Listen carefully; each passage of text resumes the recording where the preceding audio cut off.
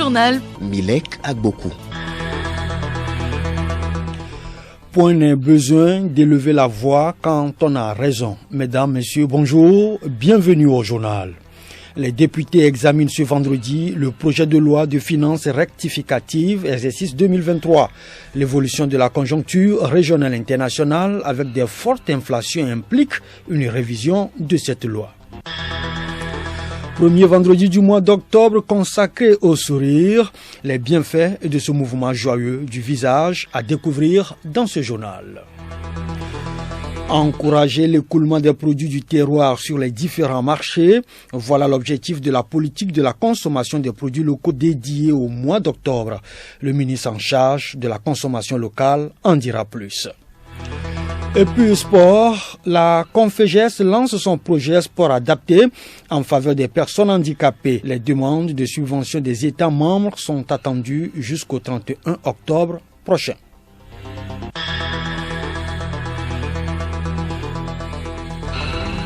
Radiolomé.tg. Activité à la primature, Madame le Premier ministre Victoire Tomega-Dogbe a échangé ce vendredi avec Madame Josiane Koeda, la nouvelle représentante régionale de la Société régionale de la Société financière internationale. L'engagement de son institution au Togo, notamment avec les entreprises privées, était au centre des discussions. Josiane Koeda, au sortir de l'audience. Bonjour monsieur. Vous avez une entrevue ce matin avec son excellence madame le Premier ministre. Vous pouvez partager avec la presse les points centraux sur lesquels porter les discussions.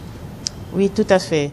Nous allons y revenir donc sur cet élément sonore dans nos prochaines éditions. La deuxième séance plénière de la deuxième session ordinaire de l'année s'est ouverte ce vendredi à l'Assemblée nationale. Les députés examinent le projet de loi des finances rectificatives, exercice 2023, l'évolution de la conjoncture régionale et internationale avec de fortes inflations implique une révision de cette loi. Les prévisions budgétaires de celle-ci ont été revues à la hausse. À travers ce projet de loi de finances rectificatives, le gouvernement entend renforcer les moyens de lutte contre le terrorisme et poursuivre la mise en œuvre des politiques de développement. Ceci en lien avec la feuille de route 2025 et des réformes structurelles. Nous y reviendrons dans nos prochaines éditions. Les acteurs nationaux du climat se sont réunis ce vendredi à Lomé en vue de lancer la seconde phase de l'initiative de la promesse climatique. Cet atelier est organisé par le ministère de l'Environnement et des Ressources forestières. Plusieurs activités meublent cette journée. Hervé Sebon. Pour ces travaux en faveur de la réduction des gaz à effet de serre au Togo, les acteurs venant des secteurs publics et privés, des ONG, des organisations de la société civile et de recherche, en vue de réunir les politiques et programmes de planification à leur niveau. Madame Yaou Méry, directeur de l'environnement, à l'issue de cet atelier, Madame Yaou Méry relève les attentes du ministère en charge de l'environnement. Ce projet, financé à hauteur de 600 millions de francs CFA par le programme des Nations Unies pour le développement PNUD, va durer 3 ans. Le mois d'octobre dédié à la promotion des produits locaux est à sa 4e édition. Lancée depuis 2019, cette politique de consommation des produits locaux a été instaurée par le gouvernement pour encourager l'écoulement des produits du terroir sur les différents marchés. Quel bilan après 3 ans de campagne? Rose Kaimi-Vedor, ministre du Commerce, de l'Artisanat et de la Consommation locale. Les résultats sont là, essentiellement au niveau des jeunes et des femmes, où déjà la création d'entreprises, elle a vraiment augmenté. Et à côté de cela, on a vu également que l'intérêt par rapport aux produits qui sont fabriqués localement, elle a augmenté. Et ça s'est ressenti naturellement sur leur chiffre d'affaires. Aujourd'hui, nous avons des entreprises locales qui sont en train d'émerger. Et donc, je peux dire que globalement, les résultats sont satisfaisants parce qu'on voit de l'engouement à l'entrepreneuriat, on voit de l'engouement pour la création, on voit de l'engouement pour la transformation locale et c'est quelque chose qui est totalement en cohérence avec la vision du chef de l'État qui est de transformer localement nos produits et de créer de la richesse dans notre produit pour créer des emplois décents. Nous sommes au premier vendredi du mois d'octobre, il est temps de sourire. Cette journée est consacrée au sourire. C'est une expression rieuse, marquée par de légers mouvements du visage et en particulier de la bouche. Il indique le plaisir, la sympathie, l'affection, etc. Les bienfaits du sourire, Elena Sabi. Un sourire, même forcé, provoque un sentiment de bonheur et permet d'évacuer les émotions négatives, de réduire le rythme cardiaque et de renforcer le système immunitaire. Le fait de sourire réduit la perception de la douleur et prolonge notre durée de vie. Un stress durable n'est pas favorable à notre santé et cela affaiblit notre système immunitaire. Souvent, on sourit parce qu'on se sent bien, parce qu'une situation nous fait rire, ou lorsqu'on retrouve des amis, ou tout simplement par politesse et pour montrer une sympathie. De plus, sourire possède de différentes fonctions. Il peut entre autres consoler, calmer la colère, encourager ou créer une amitié. En général, il est conseillé de sourire lorsque vous rencontrez ou interagissez avec d'autres personnes, que ce soit pour dire bonjour, pour remercier quelqu'un, pour montrer votre appréciation ou tout simplement pour être aimable. Toutefois, il peut également être utile de sourire à d'autres moments, par exemple lorsque vous êtes stressé ou que vous traversez une période difficile. En fin de compte, le moment où il faut sourire dépendra de chaque situation et de votre propre confort personnel. Bref, le sourire est un acte simple mais puissant qui peut apporter de nombreux bienfaits à notre santé mentale et physique. Alors, n'hésitez pas à sourire et à le transmettre autour de vous. Le sourire doit surtout venir naturellement plutôt que d'être forcé. Plus de détails sur les bienfaits du sourire, c'est tout à l'heure avec Dr Chassim Payoussoué Frédéric. Il est l'invité du journal.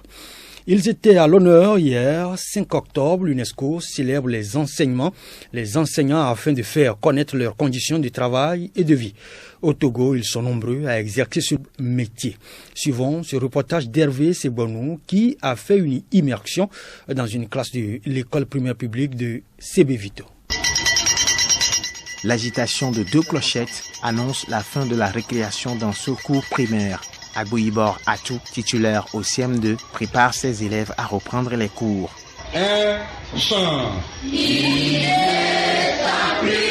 Élancé, teint clair, poitrine large, Agboibor passe à la révision du précédent cours en éducation sociale. Quelle leçon a-t-on vu hier?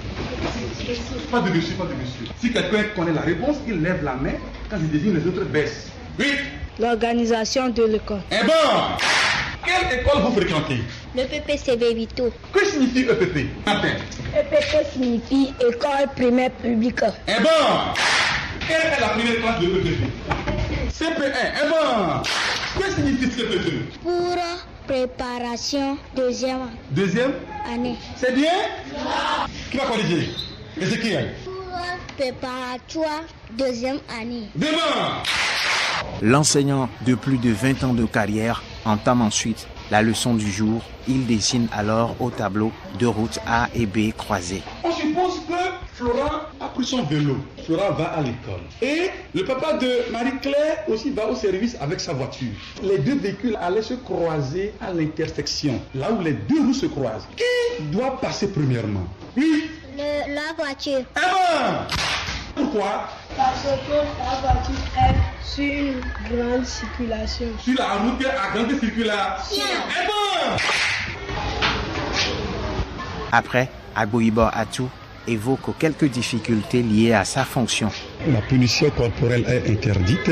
Les enfants viennent beaucoup en retard. Ça fait qu'ils n'ont pas de crainte. Ils font leur volonté. Dans les classes aussi, c'est la même chose. On essaie de faire régner la discipline.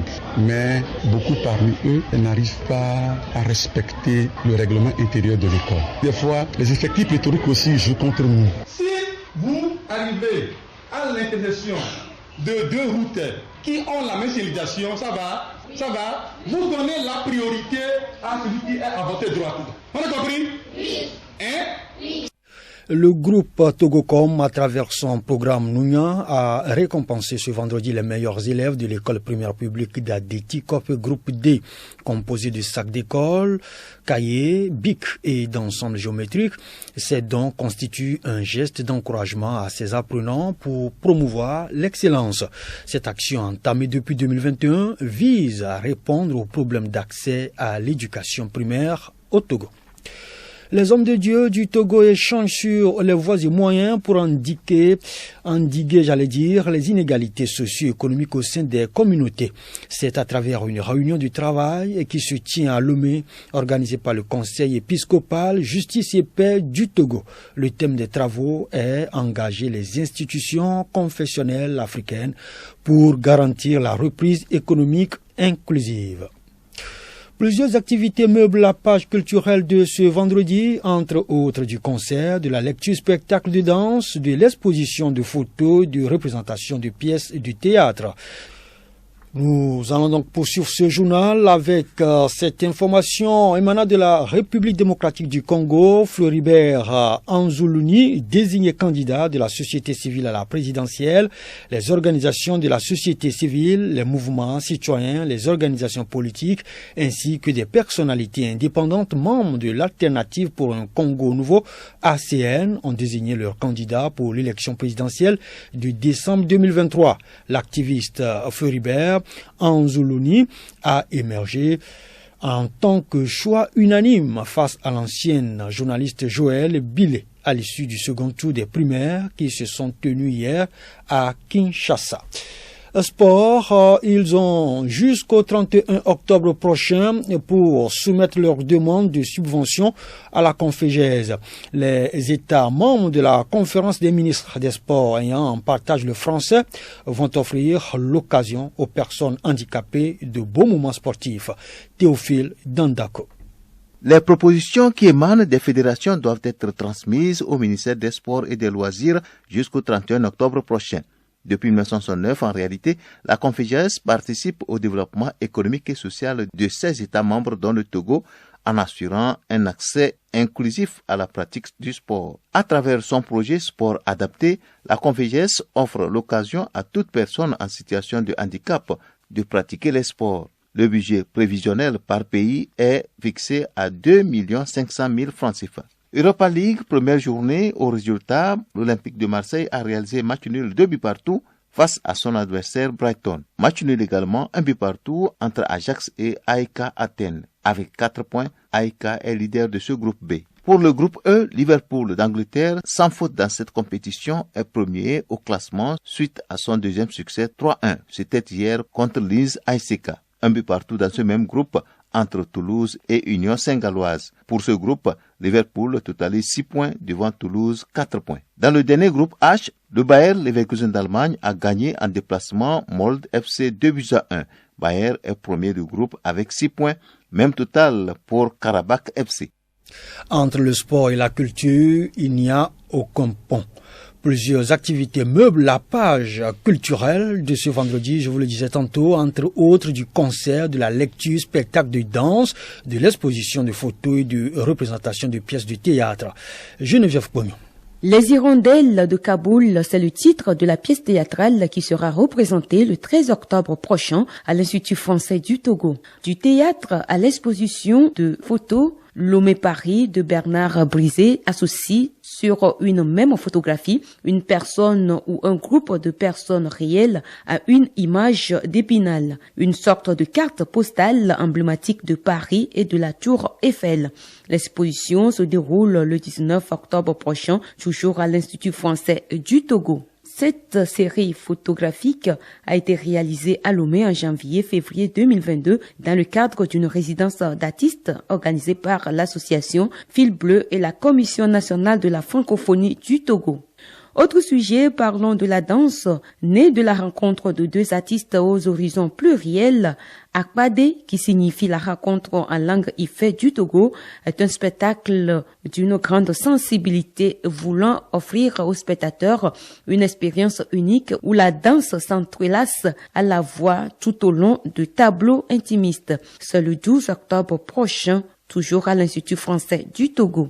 Raconte-moi une histoire. Venez ce samedi 7 octobre écouter les plus merveilleuses, les plus émouvantes, les plus drôles des histoires, le temps d'un spectacle de la lecture des tout petits enfants à la médiathèque de l'Institut français du Togo. De la musique pour terminer, le groupe Togo All Star se produit ce vendredi 6 octobre à partir de 19h. Qu'entendez-vous par sourire? D'aucuns me diront que c'est une expression rieuse marquée par de légers mouvements du visage et en particulier de la bouche qui exprime la sympathie et l'affection. Allons découvrir plus le sourire avec Dr Chassim Payousé Frédéric. Il est au micro de Geneviève Pognon. Docteur Chassim Barousoué Frédéric, qu'est-ce que le sourire? Le sourire représente l'expression faciale et des émotions positives, traduisant un sentiment de joie, de plaisir ou de bien-être ressenti. Parlez-nous des bienfaits du sourire. Le sourire a un impact positif sur la santé physique et psychologique. Le sourire nous aide à garder une bonne estime de soi-même, à lutter contre le stress, à préserver notre santé physique en termes de santé cardiovasculaire, système santé immunitaire et tout, et donc à vivre plus longtemps. Les études sérieuses ont montré que lorsqu'on sourit, notre organisme sécrète des substances neuro-hormonales qui sont des neuromédiateurs comme la sérotonine et autres, qui procurent une certaine sensation de bonheur, de bien-être et de plaisir en réduisant significativement le niveau de stress. Et par ailleurs, le sourire réduit la sécrétion de l'adrénaline, du cortisol et autres substances dans l'organisme qui jouent un rôle négatif dans la survenue de certaines maladies cardiovasculaires comme l'HTA, l'hypertension artérielle et les AVC ou le diabète. Notre simple sourire, dès qu'il croise le regard de l'autre, peut le libérer ou le débloquer d'une mauvaise humeur, par exemple, dans laquelle il se trouvait jusque-là. Le rassure et permet d'avancer. Des conseils aux auditeurs. En conclusion, nous disons que sourions, rions autant que possible. Que ce soit un sourire naturel ou un sourire qui n'est pas naturel, qui cache par exemple des sentiments de tristesse, la honte ou un sentiment de supériorité, cela reste avant tout un sourire. Alors, il faut sourire même quand on est triste, car c'est toujours bénéfique pour nous et cela nous aide à réduire le niveau de stress, à préserver notre santé et à préserver l'harmonie sociale. Gardons toujours le sourire. Et c'est avec ce tempo de Jacques Artiste sur le sourire que nous allons donc clôturer ce journal. Et Senam Tagan a assuré la mise en onde. Réalisation Bénédicte Kanda. Retenez que quand 1000 personnes prennent la route, il en faut une pour prendre la tête.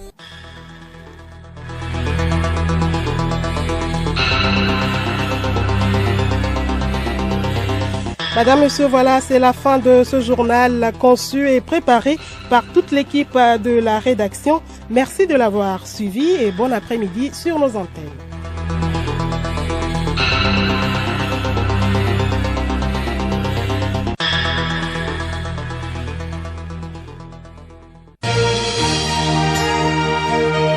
Radio Lomé, boîte postale 434, email radiolomé@radiolomé.tg. radiolomé.tg